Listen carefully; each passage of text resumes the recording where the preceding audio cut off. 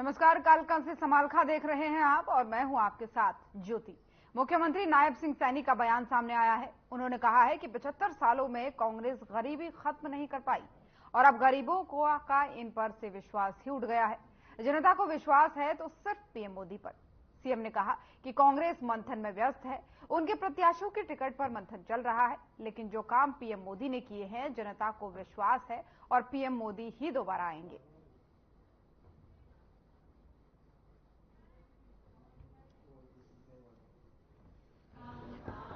और आकर के मैंने महाराज जी के चरणों में शीश भी नवाया है, लंगर भी लिया है और मैं देखा है कि यहाँ पर हजारों की संख्या में निष्काम भाव से, निस्वार्थ भाव से यहाँ सेवाएं भी देते हैं और लोगों के लिए लंगर यहाँ उपलब्ध रहता है। ये ऐसा यहाँ स्थान है जिसकी बड़ी मान्यता की है, जिसमें लाखों की संख्या में इसके अनुयायी हैं, वो जुड़े हुए हैं। आज मुझे यहाँ आने का अवसर मिला है संत निक्का सिंह जी की इस निर्मल कुटिया पर। मैं सौभाग्यशाली हूँ, मैं प्रणाम करता हूँ और क्योंकि मुझे भी यहाँ सेवा करने का आज अवसर मिला। रोज शाम को खबर आती है कांग्रेस की लिस्ट आ गई, लेकिन फिर आती ही नहीं है। देखिए, क्योंकि मैं अभी यहाँ बाबा संत निक्का सिंह जी के स्थान के ऊपर हूँ और सभी दल अपने अपने तरीके से काम करते हैं। उनका बड़ा मंथन चल रहा है, मंथन के आधार के ऊपर वो अपनी लिस्ट को कौन आएगा कौन नहीं आएगा वो निकालेंगे। परंतु हम जो आदरणीय नरेंद्र मोदी जी ने पिछले 10 वर्षों में काम किए हैं, गरीब के हित में किए हैं। आज मैं यहाँ बाबा संत निक्का सिंह जी की कुटिया पर आया हूँ और देख करके मन बड़ा गदगद हुआ है कि जो निस्वार्थ भाव से काम चल रहा है, गरीब लोगों के हित के लिए काम हो रहे हैं, लंगर की सेवाएं हो रही हैं। लंगर से भी अलग आगे बढ़ कर के अगर किसी और आवश्यकता की किसी को ज़रूरत है तो वो भी इस कुटिया से पूरी हो रही है। और ऐसे ही महापुरुषों से प्रेरणा लेकर के नरेंद्र मोदी जी और हमारे हरियाणा की डबल इंजन की सरकार समाज हित के अंदर कि समाज का जो अंतिम पायदान पर खड़ा व्यक्ति है उस तक कैसे पहुंचे। मुझे इस बात की भी बड़ी खुशी है कि जब कोरोना का वैश्विक संकट आया था तो ये कुटिया सबसे आगे आकर के लोगों की सेवा के अंदर तत्परता से दिन रात लगी रही और नरेंद्र मोदी जी ने भी इस देश को आगे बढ़ाने में एक संत के रूप में नरेंद्र मोदी जी वो काम कर रहे हैं। वो अपने लिए नहीं, देश के 140 करोड़ लोगों के लिए कर रहे हैं और यही प्रेरणा उन्होंने संत निक्का सिंह जी से ली है, क्योंकि उनका जीवन वो दूसरों के उनके उत्थान के लिए, उनको कोई दिक्कत न है उसके लिए उनका पूरा जीवन रहा है और अपना पूरा जीवन उन्होंने लगाया है और उसको आगे बढ़ाते हुए पूरे अब जो अनुयायी हैं वो लगातार इस काम को आगे बढ़ा रहे हैं। और चंडीगढ़ से इस वक्त की बड़ी खबर सामने आ रही है, जहां पर जेजेपी की पहली सूची जारी हो गई है। पहली लिस्ट में 5 प्रत्याशियों के नाम का ऐलान हो चुका है। हिसार से नैना चौटाला होंगी प्रत्याशी, सिरसा से रमेश खटक को टिकट मिला है, भिवानी महेंद्रगढ़ से राव बहादुर सिंह को टिकट मिला है, गुरुग्राम से राहुल यादव, फाजिलपुरिया उम्मीदवार हैं, वहीं फरीदाबाद से नलिन हुड्डा लड़ेंगे चुनाव। तो बड़ी और अहम जानकारी इस वक्त की, जेजेपी ने भी अपनी पहली लिस्ट उम्मीदवारों की जारी कर दी है और इस सूची में 5 उम्मीदवारों का नाम है। राहुल यादव, फाजिलपुरिया को भी उम्मीदवार इसमें बनाया गया है। फरीदाबाद से नलिन हुड्डा लड़ेंगे चुनाव, सिरसा से रमेश खटक को टिकट दिया गया है। तो बड़ी और अहम जानकारी। वहीं भिवानी महेंद्रगढ़ से राव बहादुर सिंह को टिकट मिला है, जो बीते दिनों शामिल हुए थे पार्टी में। तो चंडीगढ़ से इस वक्त की बड़ी और अहम जानकारी आपको दे रहे हैं। जेजेपी ने पहली लिस्ट अपने प्रत्याशियों की जारी कर दी है। बीते कई समय से इंतजार इस लिस्ट का हो रहा था और अब जो है, जैसा कि पार्टी ने लगातार कहा था कि इस नवरात्र के खत्म होने से पहले सूची जारी कर दी जाएगी और जेजेपी ने उसी बीच जो है, आज 8वां नवरात्र है और पहली सूची जारी कर दी है। सूची आपको दिखा रहे हैं लगातार टीवी स्क्रीन पर, जहां पर सिरसा से रमेश खटक को टिकट दिया गया है, वहीं हिसार से नैना चौटाला को यहां पर टिकट दिया गया है, गुरुग्राम से फाजिलपुरिया को टिकट दिया गया है। तो लगातार ये अपडेट आपको दे रहे हैं टीवी स्क्रीन पर। वो लिस्ट भी आपको दिखा रहे हैं जो पार्टी ने जारी कर दी है, जिसमें 5 उम्मीदवारों का नाम है जेजेपी के, और जिसमें से महेंद्रगढ़, भिवानी, गुरुग्राम, सिरसा, हिसार, इन सीटों पर उम्मीदवारों के नाम का ऐलान हो चुका है। तो बड़ी और अहम जानकारी इस वक्त की हरियाणा की सियासत में चंडीगढ़ से आपको बता रहे हैं, जहां पर जेजेपी ने अपनी पहली लिस्ट जारी करते हुए प्रत्याशियों की 5 उम्मीदवारों के नाम का ऐलान कर दिया है। और करनाल जिले के असंध विधानसभा क्षेत्र में चुनावी जनसभा में पूर्व सीएम मनोहर लाल पहुंचे हैं। इस दौरान उन्होंने कहा है कि उन्हें कांग्रेसी उम्मीदवार के मैदान में आने का इंतजार है। साथ ही पूर्व सीएम ने महंगाई के आंकड़ों को लेकर राहुल गांधी के बयान का जवाब भी दिया है और कहा है कि जल्द ही वे आंकड़ों के साथ कांग्रेस राज में हुई महंगाई की जानकारी देंगे। इसी के साथ ही उन्होंने कहा कि वे 10,000 कार्यकर्ताओं के साथ बैठक कर चुके हैं और आने वाले 3 दिनों तक असंध क्लस्टर में भी प्रचार करेंगे।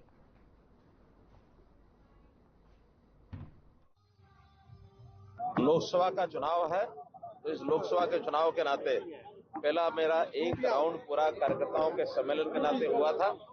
लगभग 10,000 कार्यकर्ताओं से मेरा मिलना हुआ। आज उसका दूसरा राउंड है। क्लस्टर के हिसाब से जो शहरी क्लस्टर हैं, उनमें 3 दिन की लगातार सभाएं चलेंगी। ये 10 सभाएं होंगी और इन 10 सभाओं में 3 दिन के बाद तीसरे राउंड में फिर अगले किसी रूप में जब मेरा मिलना जुलना होगा लोगों के साथ, आपसे फिर मिलना होगा। आज भी देखा है कितना बड़ा उत्साह, भारी उत्साह आम जनता में, यानी आम जनता भी ये कहने लग गई है कि इस सीट के ऊपर भारी मतों से विजय होगी।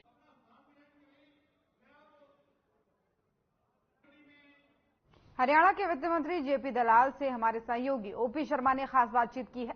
इस चर्चा में मंत्री जेपी दलाल ने बताया कि लगातार बड़े कार्यक्रम किए जा रहे हैं बीजेपी की तरफ से और प्रदेश के सीएम और पूर्व सीएम विधानसभा स्तर की रैलियां और लोकसभा स्तर के कार्यक्रम कर रहे हैं। उन्होंने कहा कि हमारी पार्टी 10 के 10 उम्मीदवार उतार चुकी है। उन्होंने और क्या कुछ इस दौरान कहा है, सुनाते हैं आपको।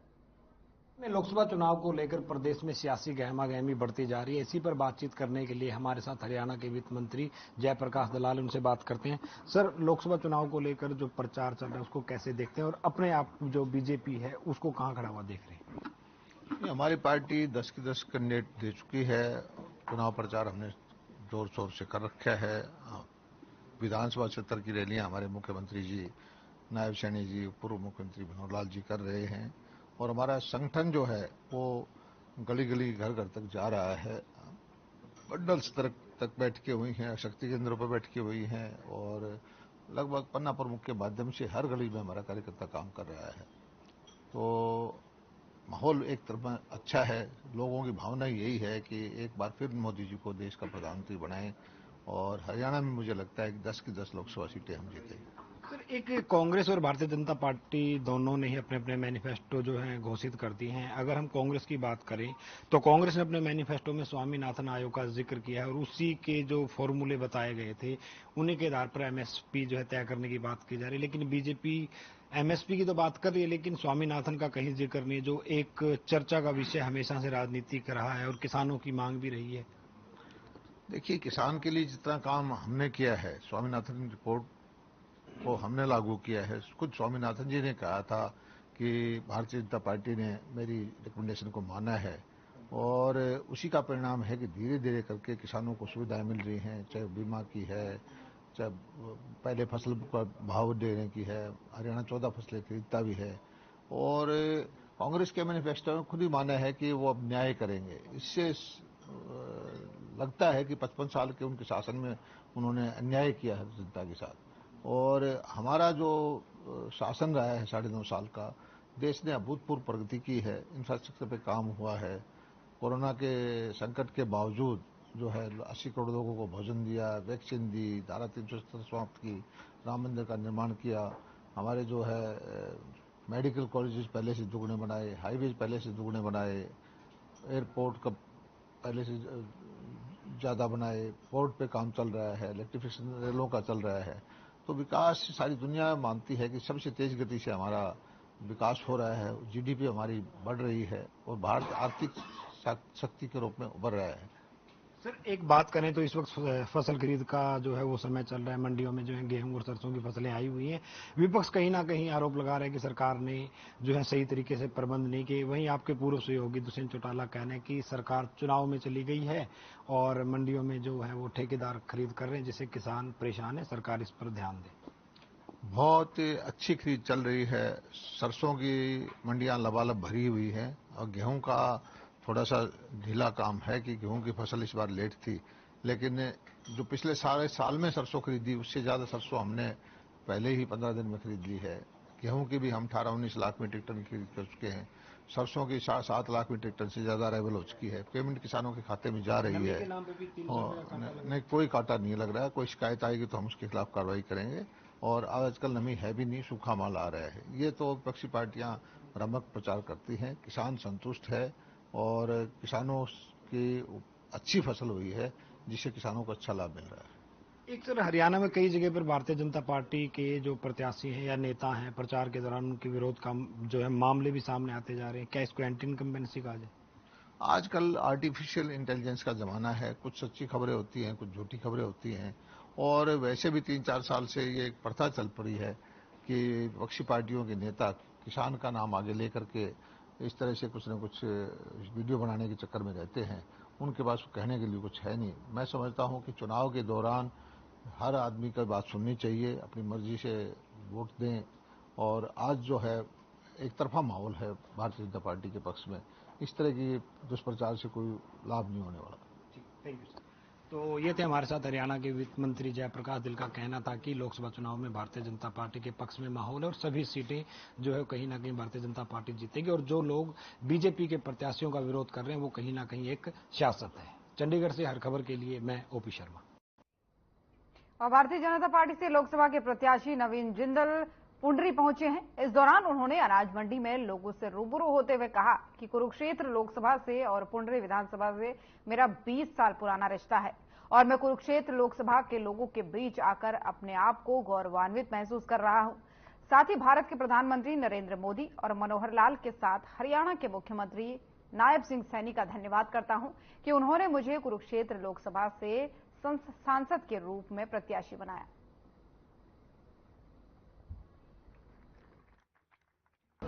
बढ़िया लग रहा है और सब जगह जो है लोगों का मुझे बहुत प्यार और आशीर्वाद मिल रहा है। भारतीय जनता पार्टी के लिए, माननीय नरेंद्र मोदी जी के लिए लोगों में बहुत जोश है और मैं समझता हूँ कि कुरुक्षेत्र के अंदर हम एक ऐतिहासिक जीत की तरफ आगे बढ़ रहे हैं। कुरुक्षेत्र संसदीय क्षेत्र से आप 30 साल बाद आए और लेकिन पार्टी बदल कर आए, तो क्या लगता है पार्टी से फर्क पड़ेगा कुछ? देखिए, पार्टी से बड़ा है देश। लोगों के बीच में आया था उस समय, और आपका और मेरा रिश्ता जो है पारिवारिक रिश्ता है। ये जिंदल साहब का जुड़ा हुआ रिश्ता है। हरियाणा के पूर्व गृह मंत्री अनिल विज का बयान सामने आया है।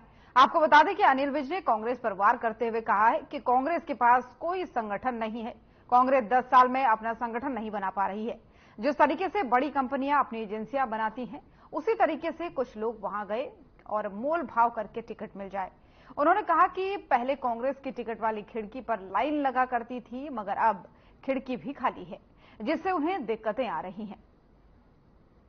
कांग्रेस पार्टी के पास कोई संगठन तो है नहीं। 10 साल में वो अपना संगठन नहीं बना पाए।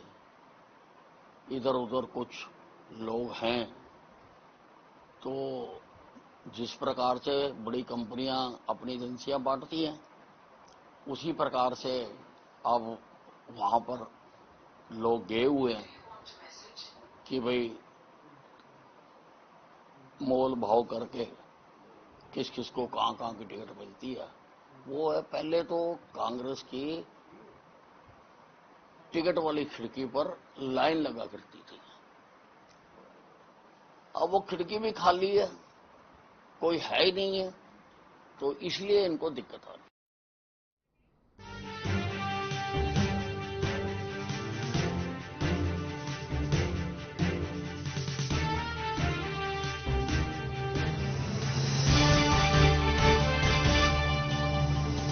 अधिकांश लोग